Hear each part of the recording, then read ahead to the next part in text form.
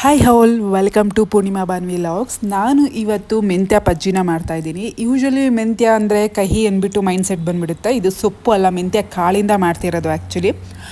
ಮೆಂತ್ಯ ಕಾಳನ್ನ ನಾವು ಒಂದು 6 to 8 hours ನೆನೆಸಬೇಕು, ಇಲ್ಲ ಅಂದರೆ ಓವರ್ ನೈಟ್ ನೆನೆಸಿದ್ರು ಆಗುತ್ತೆ.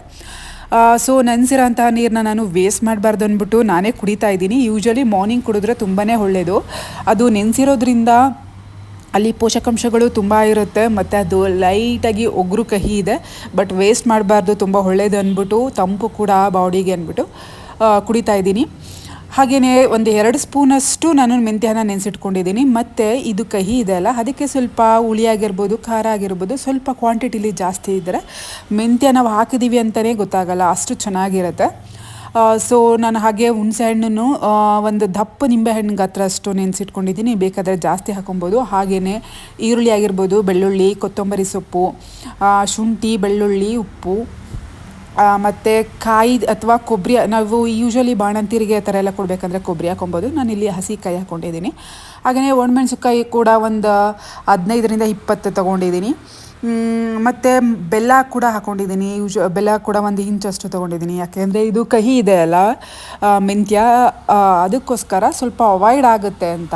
ಈ ಥರ ಮಾಡೋದ್ರಿಂದ ಅದು ಮೆಂತ್ಯ ಹಾಕಿದ್ದೀವಿ, ಕಹಿ ಇದೆ ಅಂತಲೂ ಗೊತ್ತಾಗಲ್ಲ, ನಾನು ಆವಾಗಲೇ ಹೇಳಿದ ಥರ.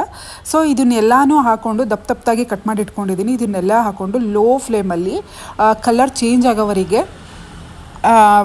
ಬಾಡಿಸ್ಕೊಬೇಕಾಗುತ್ತೆ. ಇಲ್ಲಿ ಎಣ್ಣೆನೂ ಅಷ್ಟೇ ನಾವು ಸ್ವಲ್ಪ ಜಾಸ್ತಿನೇ ಹಾಕ್ಕೊಂಡಿದ್ದೀನಿ. ಎಲ್ಲ ಕಂಪ್ಲೀಟಾಗಿ ಎಲ್ಲ ಫುಲ್ಲು ಕಲರ್ ಚೇಂಜ್ ಆದಮೇಲೆ ಇವನ್ ಮೆಂತ್ಯನೂ ಕೂಡ ಹಾಕ್ಕೊಂಡಿದ್ದೀವಿ. ಇಲ್ಲಿ ಯಾವುದೇ ಥರ ನೀರು ಆ ಥರ ಏನೂ ಹಾಕ್ಕೊಂಡಿಲ್ಲ. 1 by 1 ಸ್ಟೆಪ್, ಲೈಕ್ ಈರುಳ್ಳಿ ಬೆಳ್ಳುಳ್ಳಿ ಎಲ್ಲ ಸ್ವಲ್ಪ ಲೇಟಾಗಿ ಫ್ರೈ ಆಗೋದಲ್ಲ, ಅದಕ್ಕೋಸ್ಕರ ನಾನು ಮುಂಚೆನೇ ಹಾಕಿದ್ದೀನಿ. ಲಾಸ್ಟಲ್ಲಿ ಮೆಂತ್ಯ ಹಾಕ್ಕೊಂಡಿದ್ದೀನಿ, ಮತ್ತು ಹುಣಸೆ ಹುಳಿ ಕೂಡ ಬಿಟ್ಟಿದ್ದೀನಿ. ಇಲ್ಲಿ ಹುಣಸೆ ಹುಳಿ ಮತ್ತು ಮೆಂತ್ಯ ಎರಡೂ ಒಂಚೂರು ತೇವಾಂಶ ಇರುತ್ತೆ. ಅದು ಫುಲ್ ಡ್ರೈ ಆಗೋವರೆಗೂ, ಸ್ವಲ್ಪ ನೀರು ಅಬ್ಸರ್ವ್ ಆಗೋವರೆಗೂ ಅದನ್ನು ಫ್ರೈ ಮಾಡಬೇಕಾಗತ್ತೆ. ಇಲ್ಲ ಅಂತ ಅಂದರೆ ಅದು ಇಮಿಡಿಯೇಟ್ ಖಾಲಿ ಆದರೆ ಓಕೆ. ಬಟ್ ನಾವು 15 days ಆ ಥರ ಎಲ್ಲ ನಾವು ಹೊರಗಡೆನೇ ಇರ್ತೀವಿ ಅಂದರೆ ಅದು ಕಂಪ್ಲೀಟಾಗಿ ನೀರು ಡ್ರೈ ಆಗಬೇಕಾಗತ್ತೆ. ಇಲ್ಲ ಅಂದರೆ ಹಾಳಾಗೋ ಚಾನ್ಸಸ್ ತುಂಬ ಇರುತ್ತೆ. ಹಾಗೆಯೇ ಒಣಮೆಣ್ಸಿನ್ಕಾಯಿ, ಕೊತ್ತಂಬರಿ ಸೊಪ್ಪು ನಾನು ಆಲ್ಮೋಸ್ಟು ಅರ್ಧ ಕಟ್ಟಷ್ಟು ತೊಗೊಂಡಿದ್ದೀನಿ. ಕೊತ್ತಂಬರಿ ಸೊಪ್ಪು ಇಷ್ಟೂ ಅಷ್ಟೇ ಎಲ್ಲನೂ ಹಾಕ್ಕೊತಾ ಇದ್ದೀನಿ. ಒಣಮೆಣ್ಸಿನ್ಕಾಯಿನ ನೀವು ಈರುಳ್ಳಿ ಜೊತೆನೇ ಹಾಕೊಬೋದು. ನಾನು ಸ್ವಲ್ಪ ಕಲರ್ ಚೇಂಜ್ ಆಗಿಬಿಡುತ್ತೆ ಅಂದ್ಬಿಟ್ಟು ನಾನು ಲಾಸ್ಟಲ್ಲಿ ಹಾಕ್ಕೊತಾ ಇದ್ದೀನಿ. ಮೆಂತ್ಯ ಸೊಪ್ಪು ಮತ್ತು ಮೆಂತ್ಯ ಕಾಳು ಮತ್ತು ಹುಣಸೆ ಹುಳಿ ಹಾಕಿದ್ಮೇಲೆ, ಲೈಕ್ ನೀರು ಅಂಶ ಇರುತ್ತಲ್ಲ, ಅದಾದಮೇಲೆ ಹಾಕ್ಕೊತಾ ಇದ್ದೀನಿ. ಸೊ ಇದೆಲ್ಲ ಕಂಪ್ಲೀಟಾಗಿ ಎಣ್ಣೆ ಬಿಟ್ಕೊಂಡಿದೆ, ನೀರೆಲ್ಲ ಡ್ರೈ ಆಗಿ ಅಲ್ಲಿ ನೋಡ್ತಾ ಇರ್ಬೋದು.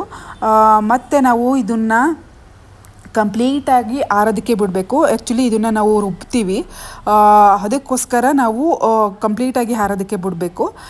ಮತ್ತು ಇಲ್ಲಿ ನಾವು ಬೆಳ್ಳುಳ್ಳಿ ಸಿಪ್ಪೆ ಬಿಡಿಸಿಲ್ಲ, ಹಾಗೆ ಹಾಕ್ಕೊಂಡಿದ್ದೀವಿ. ಅದಕ್ಕೋಸ್ಕರ ಒಂಚೂರು ಲೈಟಾಗಿ ಅದು ಸಿಪ್ಪೆ ಇರುತ್ತಲ್ಲ, ಅದು ಹಾಗೇ ಇರುತ್ತೆ. ಫುಲ್ ಗ್ರೈಂಡ್ ಲೈಕ್ ಸ್ಮೂತಾಗಿರೋದು ಬೇಡ. ಸ್ಮೂತಾಗಿದ್ರೆ ಅಷ್ಟು ಚೆನ್ನಾಗೂ ಇರೋಲ್ಲ. ಆ್ಯಂಡ್ ಇದು ನಾವು ಸಿಪ್ಪೆ ಸಹಿತ ಬೆಳ್ಳುಳ್ಳಿ ರುಬ್ಬೋದ್ರಿಂದ ಅಷ್ಟು ಸ್ಮೂತ್ ಬರೋಲ್ಲ, ಅದೊಂದು ಅಡ್ವಾಂಟೇಜು. ಸೊ ಫೈನಲಿ ಇಷ್ಟು ಆಯಿತು, ಆಲ್ರೆಡಿ ರೆಡಿ ಆಗಿದೆ. ಇದಕ್ಕೆ ನಾವು ಒಗ್ಗರಣೆ ಬೇಕಾದ್ರೆ ಕೊಟ್ಕೊಬೋದು. ನಾನಿಲ್ಲಿ ಯಾವುದೇ ಥರ ಒಗ್ಗರಣೆ ಏನೂ ಕೊಡ್ತಿಲ್ಲ.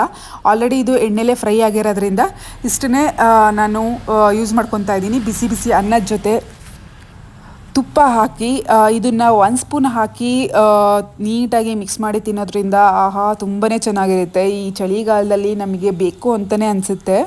ಇಷ್ಟೇ ಅಲ್ಲದೆ ನಾವು ಚಪಾತಿ ಜೊತೆ ಆಗಿರ್ಬೋದು, ರೊಟ್ಟಿ ಜೊತೆ ಆಗಿರ್ಬೋದು, ದೋಸೆ ಜೊತೆ ಯಾವುದಕ್ಕಾದರೂ ಹಾಕೊಬೋದು. ತುಂಬ ಒಳ್ಳೆ ಕಾಂಬಿನೇಷನ್ನು, ಆಲ್ ಇನ್ ಒನ್ ಪಜ್ಜಿ ಅಂತಲೇ ಹೇಳ್ಬೋದು. ಬೆಸ್ಟ್ ಮೆಂತ್ಯ ಪಜ್ಜಿ ರೆಡಿಯಾಗಿದೆ ತಿನ್ನೋದಕ್ಕೆ. Thank you for watching.